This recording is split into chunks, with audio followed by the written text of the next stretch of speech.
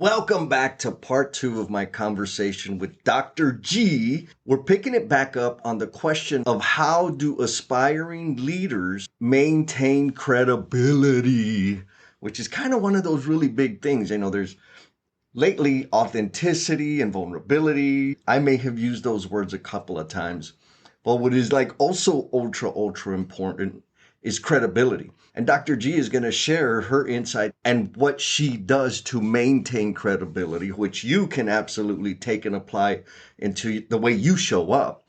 Also, there's a little bit of a conversation about a book out there in the future. So stay tuned all the way through that. And I want to give a shout out to L&M family member, Miss Mia McGlynn. Mia shared this awesome comment on the LinkedIn. She says, Jesse, I love this. That feeling that you can call the opposite of imposter syndrome is such an incredible one when it happens. And I'm actually in a space currently where I needed a reminder of that. There is room for you, but sometimes I even have to remind myself of that fact. That was her take on the latest Monday Morning Hug about the opposite of imposter syndromes, which is all about that weird, strange, beautiful feeling you have when you know in your bones that you are exactly where you're supposed to be, sharing your gifts and talents in service to others, on the path to becoming the promise you're intended to be. So here we go to Dr. G. How much effort, like conscious effort, do you have to put into maintaining that credibility? Or maybe another way to think about it is, how fragile is that in terms of other aspiring leaders coming through down the pipeline? I guess that question is twofold almost. So you said, what do I do to kind of maintain? And then how do I inspire other leaders? So the maintenance is really focusing on removing the stinking thinking. That's one of my coaches told me. Remove the stinking thinking. And what that means is just perspective. Your mind is renewing your thoughts. So if you have a positive outlook on whatever it is, you're going to generate and think about positivity. You think about the negativity, woe is me, what's going to happen? I can't believe this. You're going to get the negative outcome. Even though you're in the face, or I call it in the tunnel of adversity, pushing through to get to the other side is so critically important. And how you think about things is essential. I remember one day I was traveling, getting ready to go out of town, and I lost my computer. I was like, oh my, as a small business, that's huge. Lost it.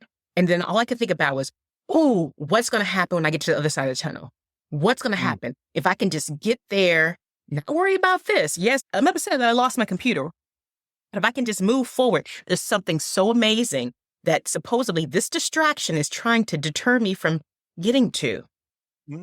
So I just need to look forward and be positive. Okay, well, you know what? I'm glad I have my cloud, backed up all my files. I have my flash drive, my external hard drive, and I have a couple of different things in place. No problem.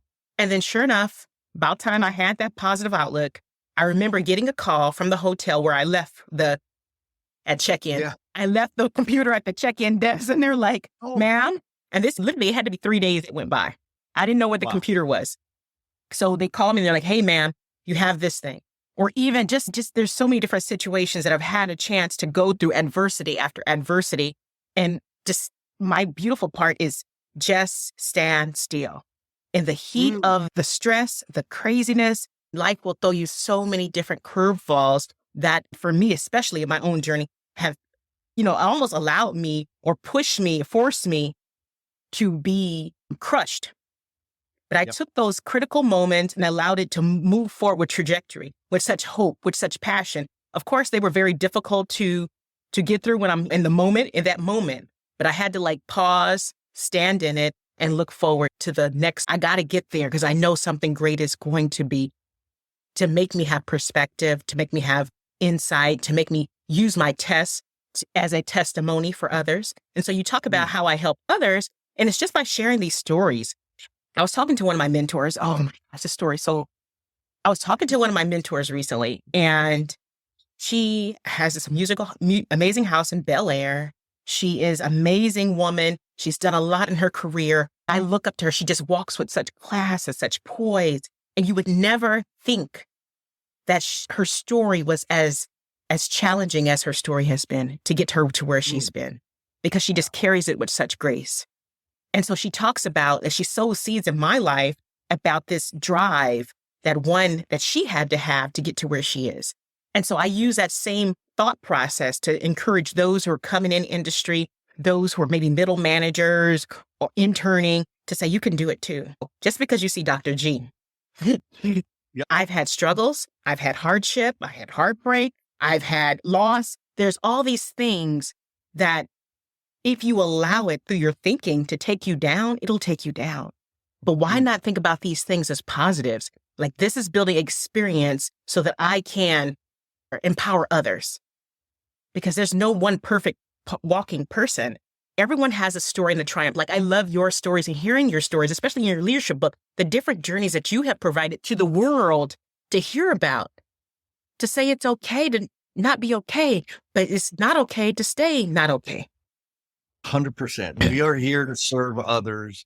I can't serve if I'm stuck in my mud. Hey, no. I got to get through that. Got to shake it off. Shake it off. Yeah.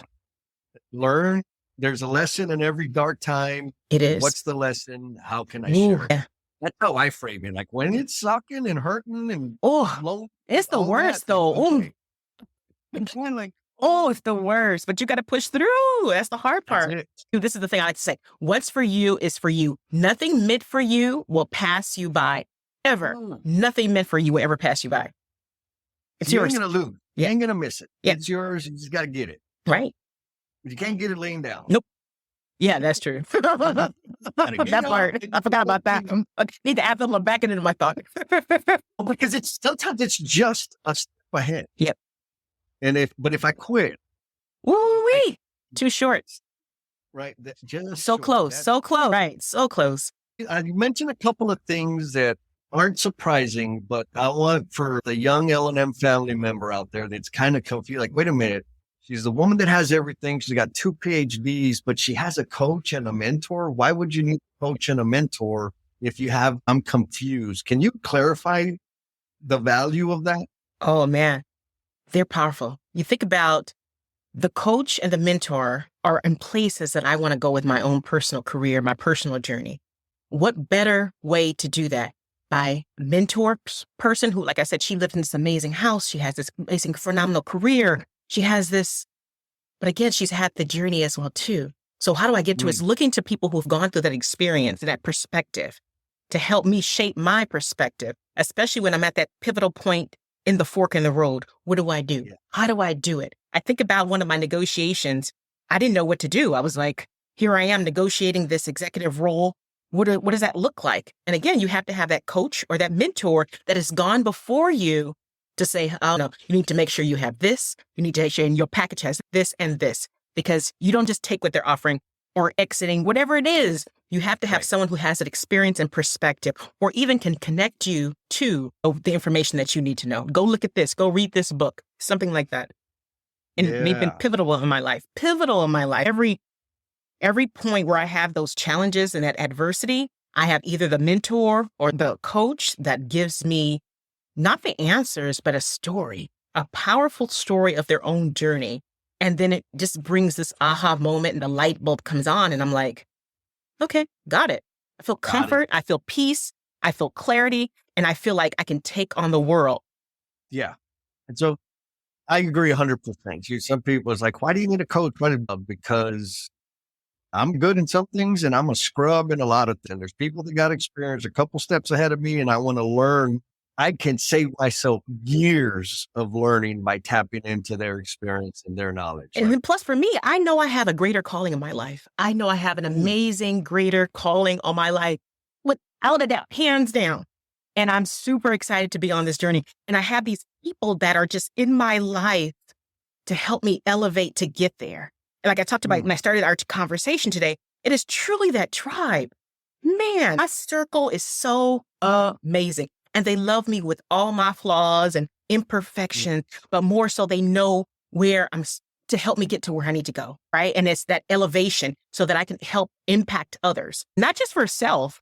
It's so that I can get to that higher level, that higher calling, so that others coming behind me that can see, oh, this Black African-American woman, she's in construction, That was not her trajectory. She's overcome this, this, and this, and she still managed to excel. And you see me always put hashtag SOAR because that is strength, opportunity, affirmation, and results.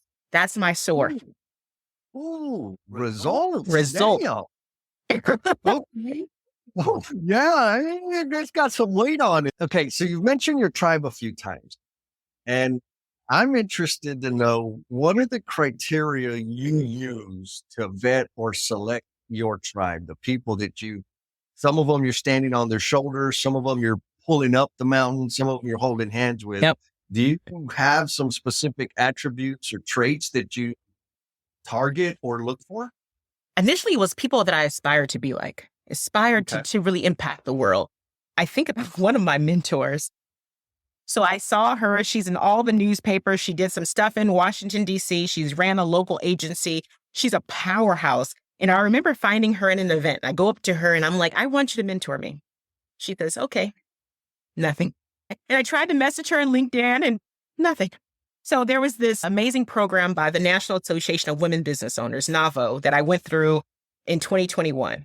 And they assigned 2 mentors to each individual candidate in this program. And lo and behold, see how the stars align? She was one of my mentors. But now we're close. Awesome. We're real close. We got phone calls. We have some coffee. When I go out to Vegas and visit her, I have lunch with her.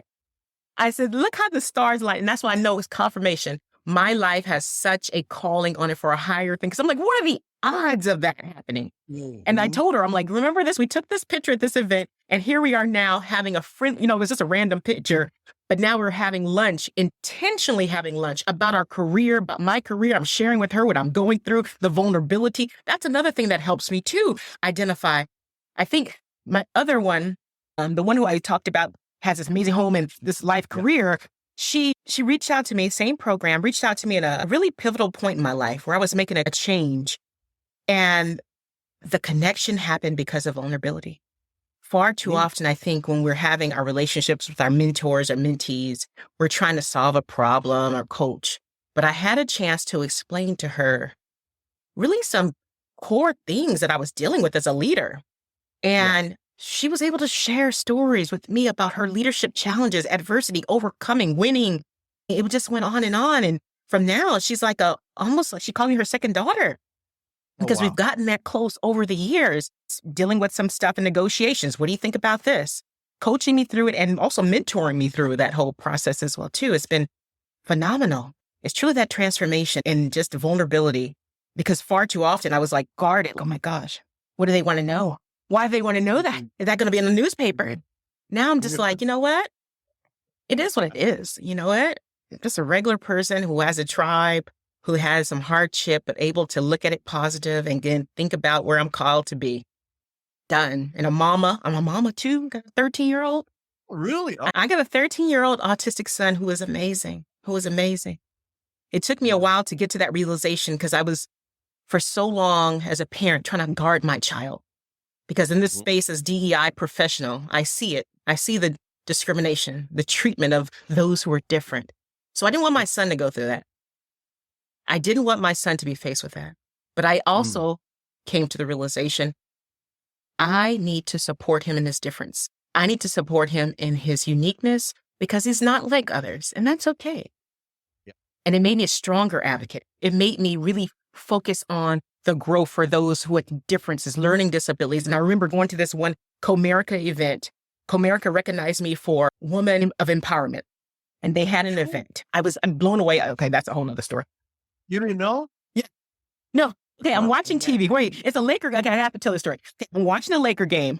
I go into my dad's in there. He's like, hey, flip to the channel. The Lakers are on. And we're watching the Laker game. And this commercial comes on. And it says, Comerica Bank and Los Angeles Lakers are recognizing women business owners. I'm like, wow. He's like, you should apply, G. I'm like, Dad, I'm your biggest fan. I think you should apply. You're great. And I'm like, Dad, I just started maybe a year and a half of that time ago. He's like, I think you should apply. Okay, I put my name in the hat. Would you like to be my nominee, Dad? He's like, okay, I'll nominate you. Sure enough, weeks go by. I get the email from the Los Angeles Lakers saying that them and Comerica Bank selected me for Women of Empowerment. So They said my story was so compelling in this space of construction and all that I'm doing to really remove barriers. I was blown away and nearly had a heart attack. I got the award on the floor of the crypto center. I was like blown away. Oh. And I forgot the main story I was trying to get to. We're talking about vulnerability and the value of vulnerability. And then you were talking about your son. And so I imagine that for you to share about your son is an extreme demonstration of vulnerability. Yeah, it is. In terms of the value that you've experienced or reaped from vulnerability in relation to the amount of discomfort you go through, is that like proportional? Like it's more uncomfortable and then you end up getting great value from being vulnerable? I think because it's emotional. I'm a mom, right? It's almost like that lioness trying to protect her cub, also trying to encourage him to be unique. It was the oddest kind of difference. And so now I'm like getting him into programs that support those with differences. And it was a Co-America event. That's where I was going with that. It was a Co-America event where Marley Manson, she is deaf director. I don't know if you follow her career. Amazing person. She's deaf.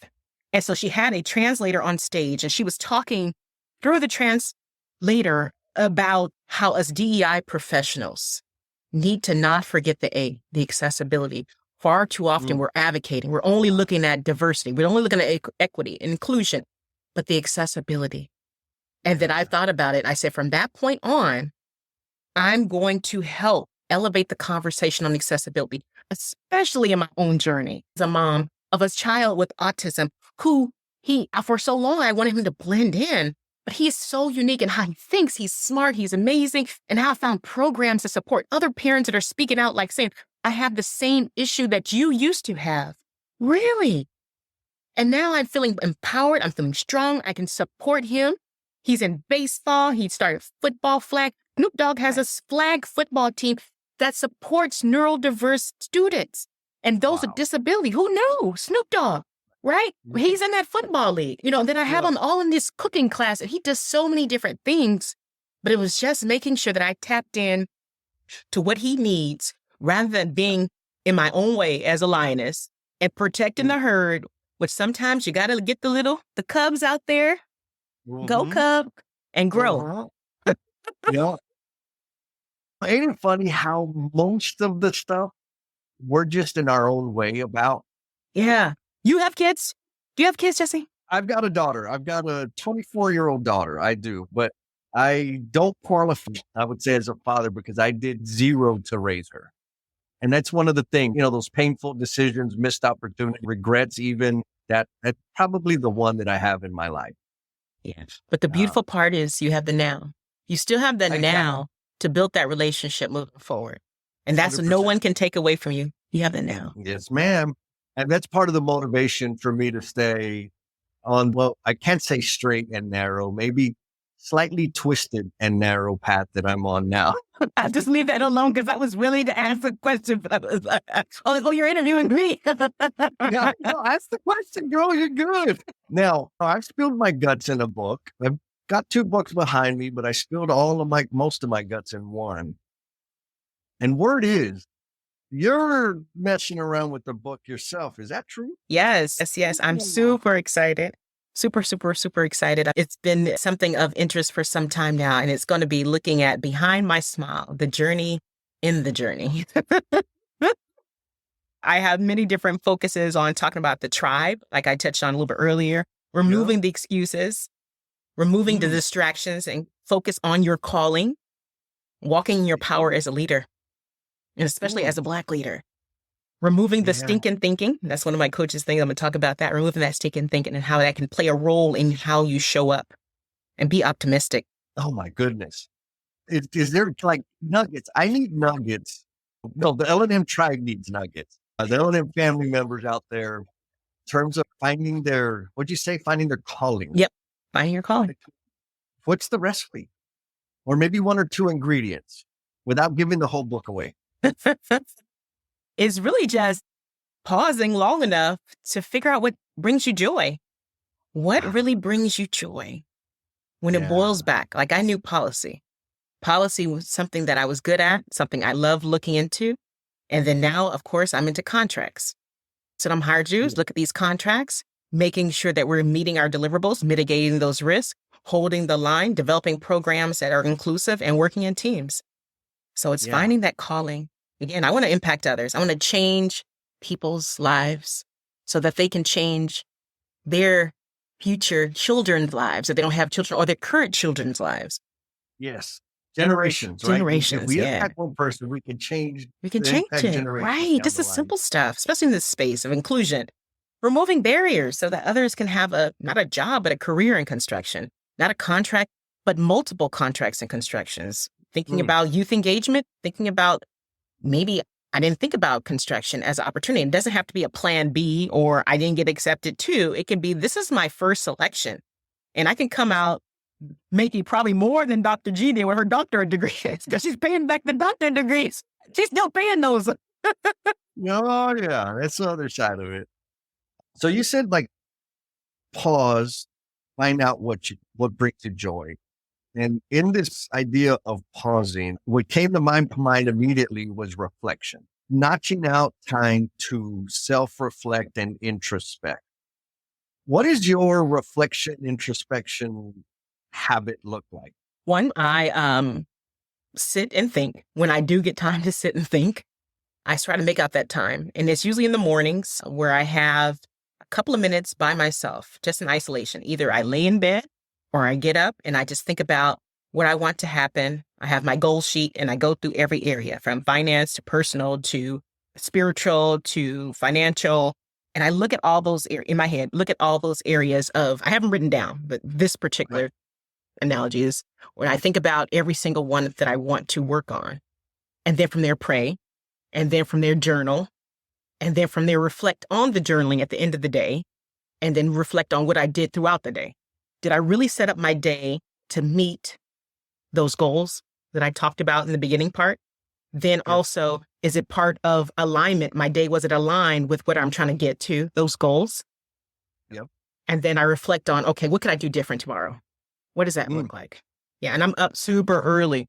Like I get up, 3:45. So I don't sleep much. Yeah. I don't sleep much. Okay. I'm working on that. It's not on my goal sheet, but I'm working on it. I'll say this about sleep. I undervalued sleep for most of my life.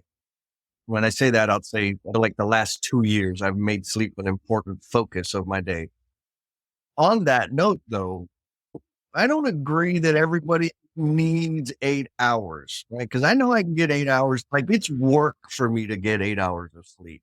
Somewhere between 5 and 6 is super, super easy. Yeah. 7 is like amazing. 8 is just, God, that's just so much work to get that extra damn hour. Huh? Yeah, no, I don't do the 8 hour. I mean, think about it. If you do 8 of sleep a day in 24-hour period, you're sleeping a third of your day away. So I'm like, how do I maximize? What do I need to really reflect, just gain perspective, and then gear up for the new day? And it's usually 3 to 4 hours. 3 to 4 hours because I got a lot to do and I got to maximize all of my time that I have my eyes to be open. And I'm trying to maximize what I have planned for myself. Yes. What does a day look like? How do I move forward throughout the day? How do I accomplish those objectives? How do I really tackle? Remember I talked about the higher calling for my life? What does that look like? It looks like I got to really think about strategy. I got to move forward. I got to move forward. And I can't do it if I'm sleeping 8 hours a day, a third of my day. How about naps? Where are you on naps? I don't nap. No. No naps. Okay. So you've mentioned the destiny, the direction you're headed. In my mind, it lands in the promise you are intended to be. So I want to ask this closing question. What is the promise Dr. G is intended to be? To really elevate on a global level, to really make a huge impact when it comes to removing barriers for people that often are overlooked, not included, not part of conversations, and making sure that they have a voice in the room so that others behind them can have their voice in the room. Yes. Contagious. Did you have fun? I did. Absolutely, I did. Your energy, you got me lit up. I got 2 more calls and then I got to eat. Don't forget to eat. Oh, yeah. That's a big one. Like I said, I get up early and I try to eat maybe every 2 to 3 hours throughout the day. And either it's a protein shake I have, or a protein bar, or I have usually some broccoli or something nearby. I try not to snack too much. I can. My previous life, I used to bodybuild. That's a hobby. Okay. Of course. Of course you did. Because somebody challenged me. I was like, why not? I love a good challenge. Yeah. You and Jen are a couple. Negative. Kind of funny because the behind the scenes, we wrote the No BS, the Lean in Love book. That's what I And when thought. See, okay, there. That's what I thought. Lean in Love. I was like, oh, how cute. So the letter, like that whole thing is based on letters that an ex of mine wrote for me, like fix me, or rather to fix the relationship. And I knew they were valuable. But when I wrote the opening for that book, I just wrote it from my own perspective because I don't think a lot. And Jen was like, Jesse, you're going to have to edit that because there's so much room for people to assume that you and I are a couple. And I'm like, oh, I didn't even think about that, but that would be awesome. Like it would do good marketing. She's like, no, stupid. What had nothing to do with that. I'm not on your list. Okay, we'll change that. I'm not on your list. So awesome. So awesome. So yeah, no, not a couple. Really great friend. One of the, she's on the top of the list in terms of really great people that I've come into contact with that have helped me grow and that I've also had the privilege of contributing and speaking into her life. So super awesome. And I love your Saturday shows. If I can get myself, I'm up and I'm like, if I'm not in the gym, it's either on my commute to the sauna and stuff like that. So I'm like, love it. I love it. Just the conversations, the topics, the interactions. Hilarious. I think that's why a lot of people think we're a couple because the way we go at it. Oh man, are you seeing a trend here? I feel like there's been a handful of interviews where the guests are asking me questions. And Dr. G asked me some pretty intimate questions, which I think are important. And her answer to the closing question, of course, is inspirational and kind of takes me back to the times when I felt stuck and even suffocated because I didn't understand what was keeping me down, or like if it was my fault, if I was defected, if there was something wrong with me. And over the years, I've had many experiences that have helped me understand that I'm not alone. And these experiences have helped me break through to amazing, amazing new opportunities and beautiful ways to serve other people. And a whole bunch of those experiences are captured in my book, Becoming the Promise You Are Intended to Be. So if you know somebody that is stuck, or if you're stuck and you're looking for some inspiration and some hope, check out the book. It's not a #1 bestseller, but I am getting texts and messages and calls about how the stories gave people hope for themselves. I've got a couple that have shared that they decided to live a life of sobriety, and they're leaning on some of the stories and my experiences in the book to help them through that. And I want the same thing for the world. So if you could help me out by sharing that, I'd appreciate it. And always be kind to yourself, be cool, and we'll talk at you next time. Peace.